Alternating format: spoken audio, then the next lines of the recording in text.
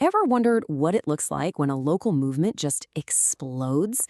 Well, we got our hands on an internal planning document from a local political group, and honestly, it tells an incredible story. So, we're going to deconstruct it, the numbers, the people, and the strategy behind a huge surge in growth. Okay, right off the bat, this number just jumps off the page. 90%. It's a massive figure, but what does a 90% increase actually mean for a small grassroots organization? That's the real question we're going to unpack here. So where's that 90% coming from? Well, it's a massive surge in people filing to become what are called Precinct Committeepersons. We're talking about a huge jump in folks deciding to get directly involved in politics at the most local level you can imagine. And for anyone who's not familiar, a precinct committee person, or a PC, is really the foundation of a political party. They're the person-to-person link between the party and the voters in their own neighborhood. You can think of them as the volunteer building blocks of the whole operation. A 90% increase tells us what happened, but the really interesting part of the story is the who. Who exactly are these new people deciding to step up? And the data gives us some pretty surprising answers. Yeah. As we start digging into the numbers, it becomes really clear that this isn't just about more people. It's about different people. The actual makeup of this group is shifting in some really significant ways. And the first thing that just pops out is this, a 75% increase in women filing for these roles. I mean, that's not just a small bump, it's a giant leap from previous years, and it signals a major shift in who's getting involved.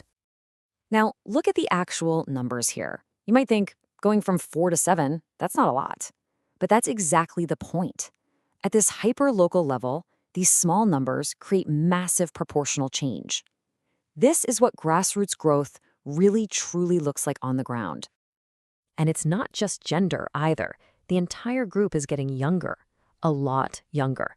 The average age of people filing has dropped by over 8 years, from almost 59 down to 50.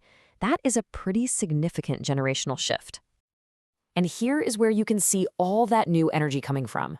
Get this, nearly half of everyone who filed is brand new. They've never done this before. So they're not just adding to the existing group, they're fundamentally changing it, outnumbering both the incumbents and even people who are returning to the role. Okay, so the team is getting bigger, younger, and includes more women. But so what? Does that actually translate to any real-world impact? Let's see how these new faces are literally changing the map.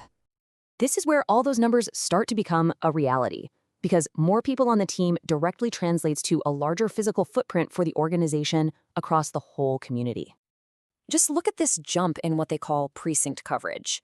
They're projected to go from covering 42% of their area to 53%. Now, crossing that 50% line isn't just symbolic, it's a huge strategic tipping point.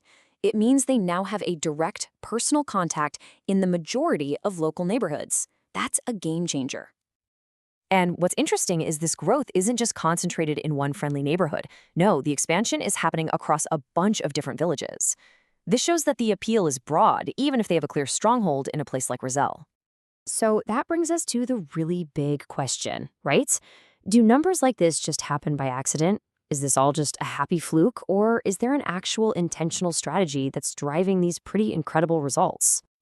Well, it turns out there is a very clear strategy, and the document itself frames it with this really powerful metaphor, building the table. It's all about creating a space where new people don't just show up for a meeting, but where they actually want to stay. This quote from their internal plan is basically the key to everything. Their goal isn't just to attract new, younger people for a single election cycle. It's about retention. They're making a conscious choice to build their own strong, permanent organization, their own table, instead of just letting all that new energy get scattered. And this isn't just some nice idea. It's a concrete plan. They've mapped out a really clear 3-step process for 2026. Step 1, bring people in through recruiting. Step 2, give them a real role by appointing them as PCs. And Step 3, channel all their energy into the core mission, getting out the vote. It's basically a methodical pipeline for turning initial interest into real action. So let's just zoom out for a second. We've looked at the numbers, we've looked at the strategy for this one local group, but why does this story matter beyond this one town? What are the bigger lessons we can take away from this? Well, when you boil it all down, a few big things stand out. First, it shows that grassroots organizing can still create absolutely massive change. Second, that when new and more diverse voices get involved, they can completely reshape local politics. Third, that more people participating directly leads to better representation. And finally, that having a really clear mission, like building the table, can drive tangible, measurable results. And that really leaves us with one final thought. This document gives us a little snapshot of what happens when one group makes a real effort to build a bigger table. And it kind of makes you wonder, right?